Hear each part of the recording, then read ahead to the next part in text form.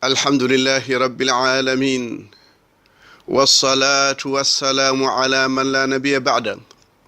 Bandiraɓe julɓe heɗotoɓe radio to Dubango e onon mo ɓe ɗiɗo groupe WhatsApp, groupe Andu diine ma, Andu al Mustafa sallallahu alaihi wasallam ha mbawa rewde Allah no Allah yiɗirini bandiraɓe julɓe. Koye sira Mustafa gonden sallallahu alaihi wasallam en kaali heccitawel e hanki. Mbiɗen ya andu jomiraɗo subhanahu wa ta'ala ko adi fof. Kanko wi to deftere makko teddunde caggal a'udhu billahi minash shaitanir rajim bismillahir rahmanir rahim ya ayyuhal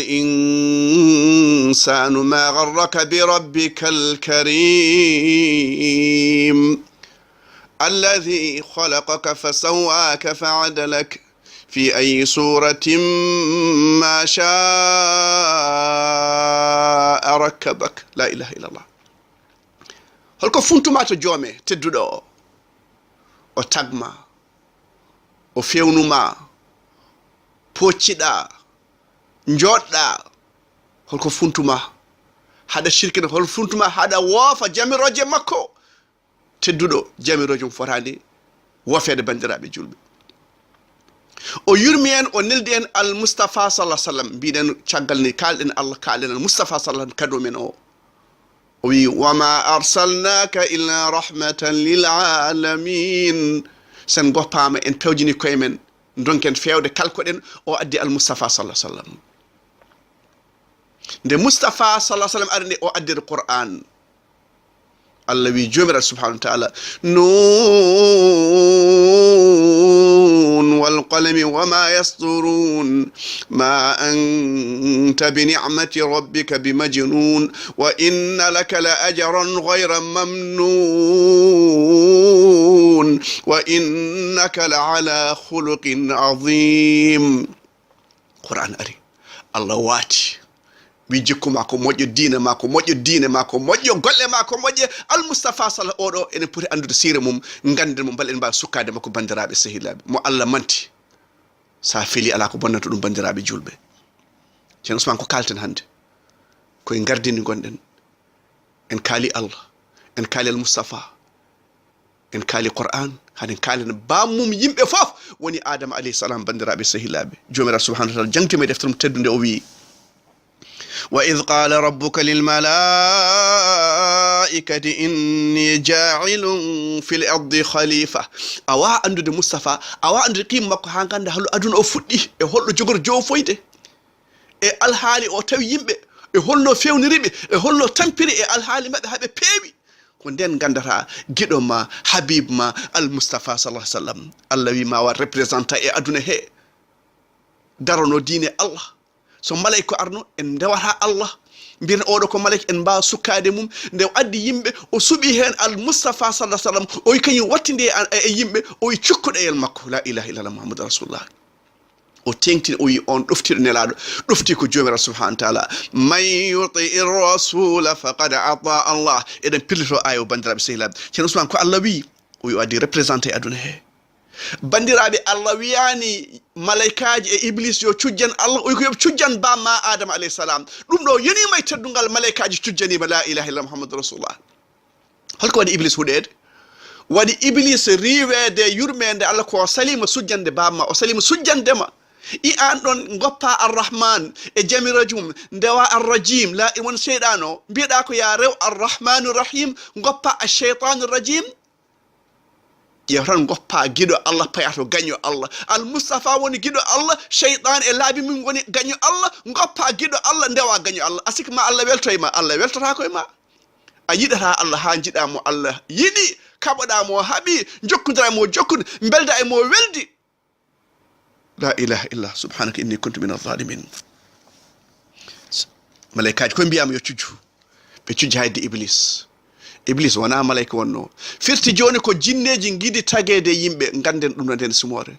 enen wona enen gidi aduna he enen tawɗen ko aduna tagama ha laaɓi mbiyeɗen yen ñaam yen jar yen dew Allah gasi ɗum tan jewirɗen wama khalaqtul jinna wal insa illa liya'budun en jubbat tan e gueɗe adama idi tagede ndew tagade iblis o suwa waɗede fittandu iblis naate hunuko o yaltata caggal o wi Allah a tagi ko mawni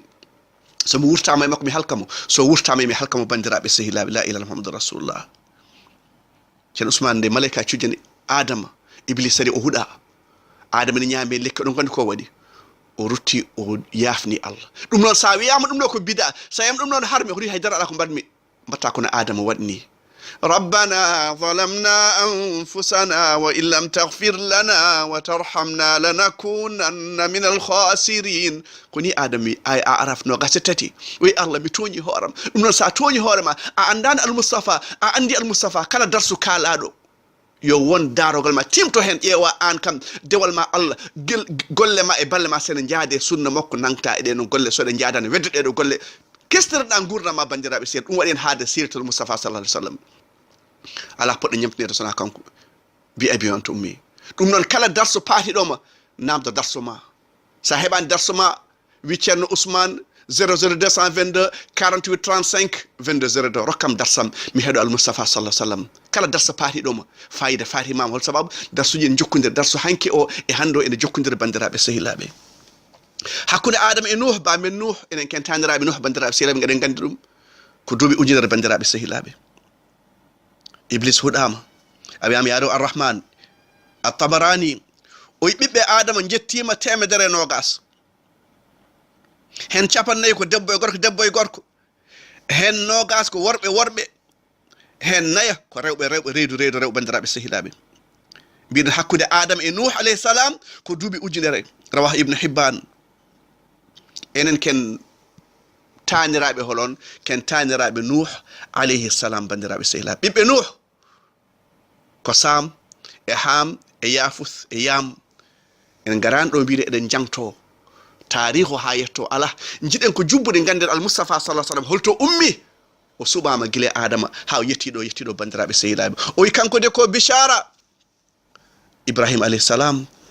Ibrahima ko duwaw mum wi e Allah waɗanɓe annabi koye bandiraɓe sehilaɓe keɗe ko Ibrahima wi ɗum waɗi al Mustafa sallallahu so woni cuɓaɗo ha o naaki bamu annabaɓe ñaaguima jomiraɗo subhanahu wa taala e makkanaɓe ɗo en yo annabi arɗon ɗum woni duwaw Ibrahima alayhi salam ko makka paaɗen koto hajar paaɗen koto sara paaɗen eɗen gandi Ibrahima feri o ummima Irak o ari misra lamɗo misra o wina foso sara nden kanko tan Ibrahima gonni julɓe o wi e Allah dandam o ñaagui ɗum noon so neɗɗo wino fasoma sa ñaaguima jungo mum yoora koyɗe mum yoora gandi mum yoora lamɗo wi gaddan ɗon kanko jinne wona debbo guitteɗo oɗo debbo nde sara yalti Ibrahima ko woni o wi Allah rutti bone makko e hoore makko lamɗo Allah mo yiide kawis sabu ko debbo pocciɗo ko debbo cuuriɗo o ronki fosa ɗum o rokki mo yummen hajara wona korɗo ko ɓiɓɓe lamɗo misra wonno yummen sara rokki hajar yummen bamen Ibrahima nden hajar woni reedu ismail yummen sara hiri Ibrahima ƴetti hajar nawi ɗumen makka o jibini ismail woni bamu al Mustafa sallallahu alaihi wasallam mais jettoɗon bandiraɓe sehilaɓe holko Ibrahima yiɓe ceerno Ousmane ربنا وابعث فيهم رسولا منهم الله أدرون النبي ندو تولا هلا ربنا وابعث فيهم رسولا منهم يتلو عليهم آياتك لسان وما جانتو دي آيات ويعلمهم الكتاب وما جانغرا بدفتر والحكمة حكمة ويزكيهم وما لبنا بالله إلى دعاء ما جابا من إبراهيم دو نوكا موجو كا دفتيد الله بيدا يا هرسو بيه مونغانا أدنيرم أدا ياري دوبي چاپن نجابدا بيه ويما بابا يا بتي فالما تؤمر ستجدني إن شاء الله من الصابرين لا إله كل هاوني ياو بابيرا يا هرسو بيدو koyɗol yiɗo o ɗofti ɓiye ko yo babam hirsam wat ko Allah yamirma ko sa ma tawam e mummi awa hay findina ɓiye yo ummo juula wendogo mbiɗa aɗa yurmima an sa wiya hirsu ɓiye holko jogorɗa wadde te mbiɗa aɗa yiɗi Allah so mawludare mbala fettade a yiɗa hay julle jamma a yiɗa ummade jamma a yiɗa oppude ko harmi a yiɗa ɓiɓma ɓonno ko reɗɗaki bandiraɓe so Allah hulaka welo Thierno Ousmane ko duwaw Ibrahima woni ɗo ene wa yuzakkihim wa yuallimuhumul kitaba wal hikmata wa yuzakkihim innaka antal azizul hakim Allah ko joom sembe ko mo jogi o suɓoto annabi ko poɗɗo wonde annabi o suɓoto baajo toɗo ko poɗɗo wonde baajo o suɓoto moƴƴo ko poɗɗo wonde moƴƴo Allah watta ko hanani bandiraɓe sehilaɓe Ousmane Hamad ko noon wi yo Allah waɗima barke bandiraɓe sehilaɓe en jettima to duwaw goɗɗo ganden al Mustafa sallam o arani par coïncidence ko cuɓaɗo gila annabi gila neɗɗo ha yettiɗo bandiraɓe sehilaɓe holko Isa wi alayhi salam وإذ قال عيسى ابن مريم يا بني إسرائيل إني رسول الله إليكم مصدقا لما بين يدي من التوراة ومبشرا برسول يأتي من بعد اسمه أحمد لا إله إلا الله فلما جاءهم بالبينات قالوا هذا سحر مبين. ونا كونسيناس المصطفى صلى الله عليه وسلم ونشبادو أن بابا كاليمو hay wileɓe kalimo hay ƴewoɓe kalimo en kalɗum hade makko nelede ko alerte général waɗa hakkude leydi e asaman mbiyaɗon khatimun nabiyina ari ɗum noon ƴokkude makko mo cokkude makko malama mo sukkake makko borama aqulu qawli hadha wa astaghfirullah li wa lakum fastaghfiru innahu huwal ghafurur rahim.